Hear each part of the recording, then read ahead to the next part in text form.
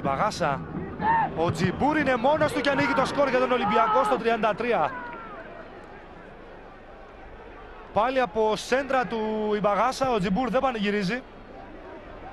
Είπαμε και πριν ότι έχει κάνει σπουδαία πράγματα με τη φανέλα του Πανιωνίου στον 1,5 χρόνο που ήταν εδώ. Δεν πανηγυρίζει τον γκολ που πετυχαίνει στη Νέα Σμύρνη και με το οποίο δίνει προβάδισμα στον Ολυμπιακό.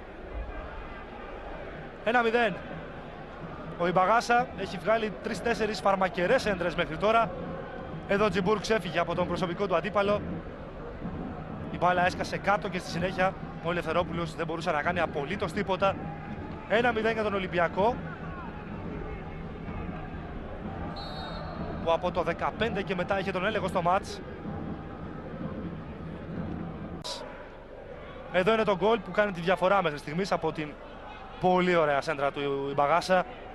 Η εκτέλεση του Τζιμπούρ για το τρίτο του εφετινό γκολ.